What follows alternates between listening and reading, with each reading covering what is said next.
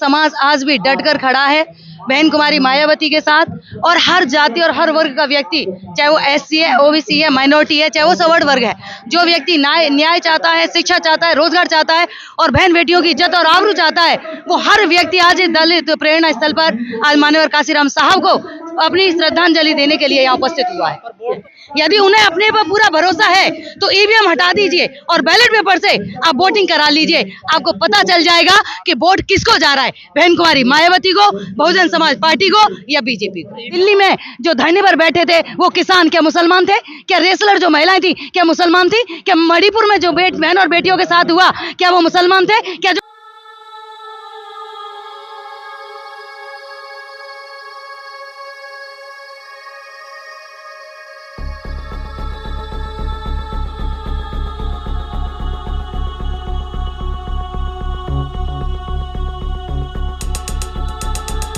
देखिए, इस प्रोग्राम के माध्यम से ये पूरे देश में और प्रदेश में यही संदेश जाएगा कि बहुजन समाज आज भी डटकर खड़ा है बहन कुमारी मायावती के साथ।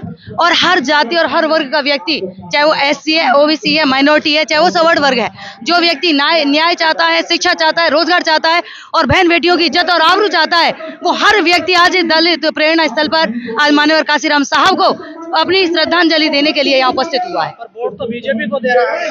देखिए, वोट की तो आप जानते हैं कि यदि वोट की राजनीति अगर सही से बीजेपी को करनी है तो वो ईवीएम से पीएम बना सकते हैं, लेकिन अगर वोट से, अगर बैलेट पेपर से वो करें तो वो अपना प्रधान भी नहीं बना सकते हैं। यदि उन्हें अपने पर पूरा भरोसा है तो ईवीएम हटा दीजिए और बैलेट पेपर से आप वोटिंग करा लीजिए। आपको पता चल जाएगा कि वोट किसको जा रहा है, बहन कुमारी मायावती को, बहुजन समाज पार्टी को या बीजेपी को। ईवीएम के लिए कोई बड़ा आंदोलन तो होता नहीं, आप लोग आरोप लगाते हैं हारने के बाद। देखिए, ये आप कहते हैं कि हारने के बाद आरोप लगते हैं। कई बार आपने देखा है कि कई लोगों ने ईवीएम को हैक करके सुप्रीम कोर्ट में भी दिया है, बहुत सारे लोगों के सामने भी प्रस्तुत किए हैं आंकड़े, लेकिन बहुत सारे लोगों को मरवा दिया गया, उन्हें डरा दिया गया, धमका दिया गया और जो व्यक्ति ज्यादा अड़कर हो जाते हैं उसे सरकार अपने में शामिल कर देती है और किसी अच्छे पद पर बिठा देती है और लोगों को चुप कराने का काम करती है। इस समय आप देख रहे हैं कि आप पत्रकार बंधुओं को भी देख लीजिए कि जो सरकार के खिलाफ बोल रहे हैं, आज ईडी की रेड उनके यहाँ भी पड़ रही है। पहले वही पत्रकार जो चैनलों में बैठ करके उनके गुणगान करते थे तो वो अच्छे पत्रकार थे, वो चैनल अच्छे थे, लेकिन आज यदि वो सरकार के विपक्ष में बोल रहे हैं तो आज ईडी की रेड पत्रकारों के यहाँ भी पड़ रही है। एजेंसी अपना काम ना करे। मैं ये नहीं कह रही एजेंसी काम करे, तो क्या एजेंसी को बीजेपी में कोई भी, क्या एजेंसी तब कहाँ गई थी जब ब्रजभूषण पर रेसलर महिलाओं ने जब बलात्कार का आरोप लगाया, जब यौन शोषण का आरोप लगाया, तब सरकार कहाँ गई थी? जब आपके मणिपुर में जब बहन और बेटियों के साथ में इतने जघन्य अपराध हुए तब ये लोग कहाँ गए थे? आप मुझे बता दीजिए कि जब किसान जब दिल्ली में धरने पर बैठे थे और 700 से ज्यादा किसान मारे गए थे तब ये कहाँ गए थे? ये तो क्या सब विपक्ष में ही नजर आता है? क्या सरकार में अपने अंदर कोई भी गंदगी, कोई भी भ्रष्टाचार, कोई भी शोषण क्या नजर नहीं आता? सिर्फ विपक्ष के ही लोगों में है। जिन लोगों का आप नाम ले रहे हैं, चाहे किसान हो या पहलवान हो, सब हैं तो बीजेपी के साथ ही ना। देखिए, आप किसी को भी देख लीजिए, आज मैं वही बात कह रही हूँ कि जो विपक्ष में है वो तो सुरक्षित है ही है, लेकिन जो उसके पक्ष में है सुरक्षित वो भी नहीं है। ये जो हिंदू मुसलमान की राजनीति करते हैं, आप मुझे बता दीजिए, दिल्ली में जो धरने पर बैठे थे वो किसान क्या मुसलमान थे? क्या रेसलर जो महिलाएं थी क्या मुसलमान थी? क्या मणिपुर में जो बहन और बेटियों के साथ हुआ क्या वो मुसलमान थे? क्या जो उज्जैन में जो बेटी के साथ हुआ क्या वो मुसलमान थे? आपको दिखाया जा रहा है हिंदू और मुसलमान की बात कह करके, लेकिन असल में जो गर्दन जिसकी गर्दन पे जो तलवार चल रही है वो एससी ओबीसी और माइनॉरिटी की चल रही है। उन्हीं लोगों के ऊपर इनके जितने भी गाज गिरेंगी, जितने भी हक और अधिकारों की बात होगी वो उन्हीं के लिए हो रही है। मणिपुर की बात को दबाने के लिए इन्होंने महिला आरक्षण बिल पेश कर दिया। आप 10 साल से सरकार में थे, क्या आपको महिला आरक्षण बिल जो कि 37 सालों से पेंडिंग में पड़ा था तब से आपको याद नहीं आई? 10 साल से आपकी पूर्ण बहुमत की सरकार थी, तब से आपको याद नहीं आई? जब मणिपुर जैसी घटना में आप घिरने लगे, जब आपके पास कोई जवाब नहीं था देने के लिए जनता को, तो आपने बहन और बेटियों को, इस देश की 50% आबादी को बल कराने के लिए, चुप कराने के लिए आपने झुंझुना दे दिया 33% आरक्षण का।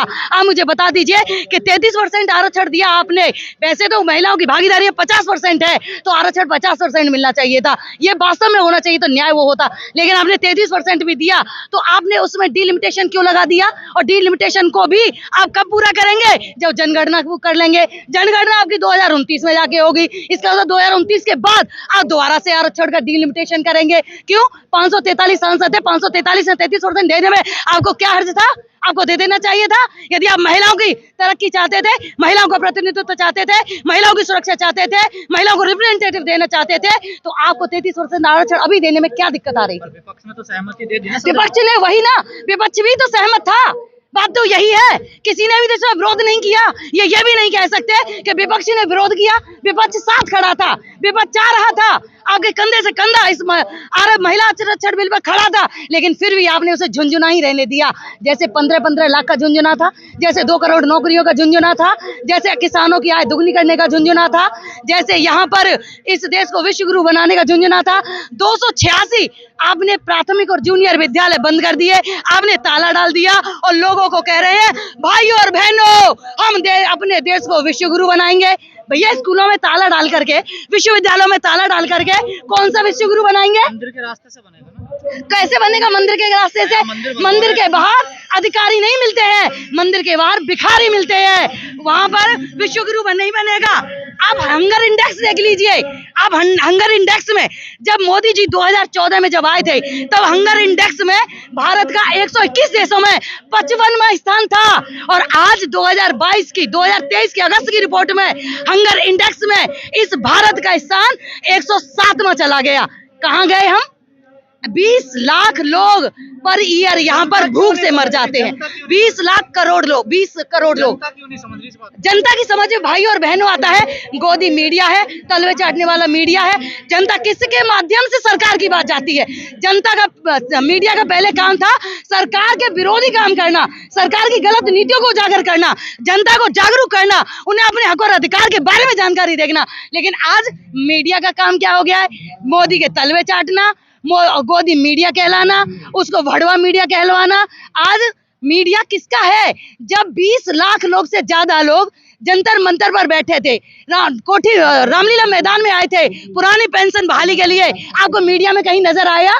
क्या 20 लाख की आबादी नहीं होती? क्या उनकी आवाज नहीं थी? क्या वो कहीं नजर आया? जब वो वहां पर बैठे थे रामलीला मैदान में, तब गोदी मीडिया, जो मीडिया था, वो जाकर के शासन सत्ता की गोद में बैठा था, उसके तलवे चाट रहा था। इसीलिए लोगों को समझ में नहीं आता कि देश में चल क्या रहा है। गोदी मीडिया छापता है तो वही छापता है बहनों और भाइयों, हम विश्व गुरु बनने जा रहे हैं। अरे कहाँ विश्व गुरु बना दोगे? स्कूल और कॉलेज बंद करके, बहन बेटियों की इज्जत और आबरू लूट करके। जहां 2014 में जो आंकड़े थे वो 40,000 के समथिंग थे, बहन और बेटियों के अपराध के, महिलाओं के खिलाफ अपराध के आंकड़े, और 2022 में वही आंकड़े 6,000 से ऊपर के हैं। आप देखिए, बेरोजगारी की दर 2014 में 4% के आसपास थी, और 2022 में वही बेरोजगारी की दर आपकी 8% से ज्यादा बढ़ गई। हम कहाँ जा रहे हैं? हमें आसमान से फर्श में लाकर के हमें जमीन में धसाया जा रहा है, और ऊपर हाथ कर करके कहा जा रहा है बहनों और भाइयों विकास हो रहा है। बहनों और भाइयों, आपको क्या मिल रहा है? राशन मिल रहा है। अरे राशन क्या है? राशन के बाद भी भूखमरी बढ़ गई। अरे आपसे अच्छा तो नेपाल है, आपसे आगे है, आपसे आगे बांग्लादेश है, आपसे आगे श्रीलंका है, और जिसे आप दिन रात पानी पी पी कर कोसते हो पाकिस्तान, वो भी आपसे आगे है। हंगर इंडेक्स उठाकर देख लीजिए आप। इन सब मुद्दों के लिए आंदोलन किए बसपा ने। बसपा अपनी बात कह रही है, लेकिन आज कहने वाला, सुनने वाला कौन है? आज मीडिया अपनी बात कह नहीं रहा है। आप देख लीजिएगा, यहाँ की एक भी फोटो अगर मीडिया छाप दे किसी भी नेशनल टीवी पर या किसी नेशनल राष्ट्रीय पेपर में, आपको कहीं न्यूज नजर आए। जो बहुजन समाज पार्टी कर रही है उसको कोई भी मीडिया दिखा नहीं रहा है। भी नहीं है ना। देखिए, ये मैं नहीं कह सकती, क्योंकि मैंने बहन जी के यहाँ मीडिया देखा है। मैं कैसे कह दूं कि बहन जी ने कोई ऐसा लेटर है जिसमें बहन जी ने कहा हो कि हम मीडिया को नहीं बुलाते? मैंने तो जब भी बहन जी के यहाँ पर, क्यों नहीं है? सारी पार्टियां सोशल मीडिया पर आ गई। मैं तो हूँ। आपकी पार्टी कहाँ एक्टिव नजर आती है? क्यों नहीं नजर आती है? कहाँ नजर नहीं आती है आपको? आज बहन जी किसका सहारा लेकर के कर रही हैं? आप बहन जी अपना ट्वीट करती हैं, आज लोग उनके ट्वीट का ही इंतजार करते हैं। बहन जी कौन सा अखबार उनकी वो करता है बताइए? कौन सा मीडिया, कौन सा टीवी चैनल उनको दिखाता है? अपने सेटअप बना रखे हैं, बड़े बड़े कैमरामैन रखे हुए हैं, और वो सब प्रचार कर रहे हैं। आपका कहीं प्रोग्राम नजर भी नहीं आता। तो ये उनका पेड मीडिया है जो कर रखा है। बहन जी पेड मीडिया को नहीं, ये बहन जी के पास जाइए आप। बहन जी तो एएनआई को पेड करती है। अब जिसको करती हैं आप बहन जी से पूछिए, जो काम बहन जी करती है उनके सवाल आप उन्हीं से ये पूछिए। सवाल है जो अभी 2024 में चुनाव होने वाले हैं, बसपा पे आरोप लग रहा है कि ये गठबंधन में ना जाकर बीजेपी को फायदा पहुंचाना चाहते हैं। देखिए मैं इस बात से आपकी से सहमत नहीं हूँ कि बहन जी गठबंधन में ना जा करके, क्योंकि बहन जी तो अपने ही दम पर चुनाव ज्यादातर लड़ती हैं। क्या पहले भी यही बातें होती थी? आज वो अपनी तरफ से बातें करते हैं, उनका मीडिया है, वो वैसी बातें करते हैं जिससे बहुजन समाज को धोखे में रखा जा सके, अंधेरे में रखा जा सके, बलगराया जा सके। वो बहुजन समाज के विपरीत ऐसी अफवाह फैलाने का काम करते हैं। पहले भी उन्होंने लोकसभा उससे विधानसभा चुनाव से पहले भी उन्होंने बहुत सारी ऐसी अफवाहें फैलाई थी कि बहन जी तो राष्ट्रपति बनना चाहती हैं। क्या बहन जी राष्ट्रपति बनी? लेकिन उससे पहले क्या आपने ये अफवाह नहीं सुनी थी कि बहन जी राष्ट्रपति बनना चाहती हैं, इसीलिए बहन जी गठबंधन नहीं कर रही हैं, या इसीलिए बहन जी क्षेत्र में नहीं उतर रही हैं? क्या बहन जी का संघर्ष आपने नहीं देखा है? आज भी इस देश में यदि बीजेपी किसी से डरती है तो बहन कुमारी मायावती से डरती है। और आज भी यदि इस पूरे देश में यदि किसी की सबसे ज्यादा निगाह है तो बहन कुमारी मायावती के ऊपर है कि वो किसी में शामिल होंगी या नहीं होंगी। और आज यदि बहन कुमारी मायावती अपने दम पर यदि चुनाव लड़ रही हैं तो वो अपने वोटर पर और सपोर्टर पर भरोसा करती हैं कि आज भी मेरा वोटर और सपोर्टर मेरे साथ खड़ा है और हम जीतेंगे और अपने सांसद जिता कर लाएंगे और शासन सत्ता में अपनी भागीदारी सुनिश्चित करेंगे। आपकी अनदेखी हो रही है, ये आपका कहना है और हमारे बहुजन आप देख सकते हैं कि लोगों का कहना तो नहीं है। हमें तो नहीं दिख रहा कि हमारी अनदेखी हो रही है। हमें तो लग रहा है कि समाज आज जितना जागरूक हो रहा है, आज सीटों पर मत जाइए, लेकिन आज आप देख लीजिए 20 साल पहले या 10 साल पहले की राजनीति देख लीजिए और सामाजिक परिवेश देख लीजिए। आज आपको सबसे ज्यादा आज के समय पर यदि 14 अप्रैल मनाई जाती है तो पूरा महीना मेला चलता है। आज माननीय साहब का परिनिर्वाण दिवस है। आप पूरे उत्तर प्रदेश में देख लेना, पूरे देश में देख लेना, यदि सबसे ज्यादा प्रोग्राम हो रहे होंगे तो बहुजन समाज पार्टी के हो रहे होंगे। क्यों है पार्टी का? देखिए ये आप कह रहे हैं डाउनफॉल है, मुझे कहीं भी डाउनफॉल नजर नहीं आता है। आज भी आप वोटर के ऊपर जाते हैं, आप पार्टी आपके प्रत्याशियों के ऊपर जाते हैं। कितनी सीटें हैं बताइए ना। मैं सीटों की बात कर ही नहीं रही हूँ, क्योंकि इस देश में फेयर चुनाव ही नहीं है। जब फेयर चुनाव ही नहीं तो मैं उनके आंकड़ों में भरोसा क्यों करूँ? चुनाव क्यों लड़ रहे जब आपको विश्वास? उसके बाद हमारे पास अभी कोई रास्ता भी तो नहीं। हम क्या करें? जब चुनाव होगा तो चुनाव में फिर चुनाव कराने की लड़ाई लड़ेंगे। चुनाव से बर्खास्त थोड़ी ना हो जाएंगे, चुनाव को विड्रॉ थोड़ी ना कर देंगे। हम खड़े हैं, अपनी लड़ाई लड़ रहे हैं। इसलिए बहुजन समाज बहन कुमारी मायावती पे भरोसा करता है। यहाँ की बहन और बेटियां यदि किसी पे भरोसा करती हैं तो वो बहुजन समाज पे करती हैं। यदि इस देश में बहन बेटियों को कोई सुरक्षा दे सकता है, भागीदारी दे सकता है, हिस्सेदारी दे सकता है तो बहन कुमारी मायावती की सरकार और बहुजन समाज पार्टी दे सकती है। तो कभी लोग जब सत्ता में आओगे हमारी सरकार बनेगी, हमारी सरकार बनेगी। कौन कहता है हमारी सरकार नहीं बनेगी? फॉर्मूला कैसे बनेगी बताइए। वोट का फॉर्मूला है, समाज का फॉर्मूला है, न्याय का फॉर्मूला है, समानता का फॉर्मूला है, शिक्षा का फॉर्मूला है, रोजगार का फॉर्मूला है, जो कि बहुजन समाज पार्टी देगी, जो कि बीजेपी ने नहीं दिया। अरे आंकड़े मैंने आपको बता दिए, हंगर इंडेक्स बता दिया, आपको बेरोजगारी का आंकड़ा बता दिया, आपको महिलाओं पर हो रहे अत्याचारों का आंकड़ा बता दिया। उसके बाद अब मैं वही कह रही हूँ ना कि मीडिया वही कहता है जो कहलवाना चाहते हैं, मीडिया वो नहीं दिखाता है जो कर रहे हैं। उसको मीडिया वोट भी तो नहीं बनवा रहा मैम। कौन कहता है वोट नहीं बनवा रहा है? पुलिस पूरी खाली है, एक परिवार के सारे वोट गायब थे। ये ऐसे आंकड़े अभी मेरे पास नहीं है। वोट बढ़ाने का काम यदि सबसे ज्यादा होता है तो बहुजन समाज पार्टी का होता है। बसपा के जो कोऑर्डिनेटर है या मंडल अध्यक्ष, उनको क्या नई कुछ करना चाहिए पार्टी के लिए, क्या बदलाव करने चाहिए? देखिए मैं किसी को सलाह नहीं देती हूँ। हम लोग, हमारी एक ही नेता है बहन कुमारी मायावती, और हम बहन कुमारी मायावती के बताए हुए निर्देशों पर, उनके दिए दिशा निर्देशों पर ही काम करते हैं। वो जैसा मार्ग हमें दिखाते हैं उसी मार्ग पर चलने का काम करते हैं। 5 मंडल का यहाँ कार्यक्रम था जी। आपको लगता है उस प्रकार से कार्यक्रम हो पाया? जी मुझे लगता है कि बहुत भीड़ आई है।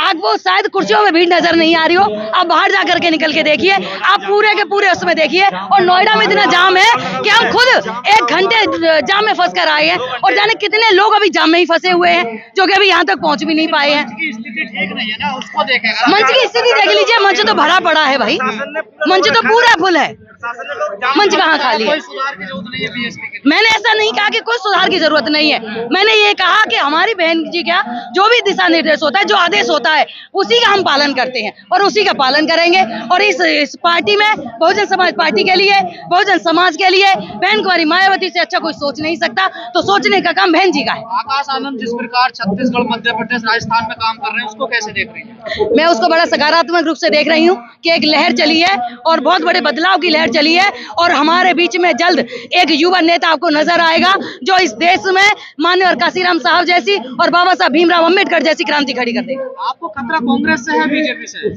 देखिए, मुझे तो जैसा मान्यवर साहब ने कहा था, एक सांपनाथ है, एक नागनाथ है, बस मैं तो दो ही बातें जानती हूँ। और मुझे हमें किसी से खतरा नहीं है, खतरा लोगों को है। और जैसा भी है, आप खुद देख सकते हैं कि इस देश में खतरा आप ये कहोगे बहुजन समाज पार्टी को ही है, बीजेपी से खतरा आपकी बहन बेटियों को भी है, आपके युवाओं को भी है, पढ़े लिखे लोगों को भी है। आज इस देश में बीजेपी से खतरा हर एक व्यक्ति को है, उसके पार्टी खुद के पदाधिकारियों को भी है। क्योंकि स्मृति ईरानी ने कहा था कि बेटियों को रात के समय बाहर नहीं निकलना चाहिए, क्योंकि स्मृति ईरानी जानती है कि हमारी सरकार है जो गुंडे और मवालियों की सरकार है, जहां बहन और बेटियां सुरक्षित नहीं है।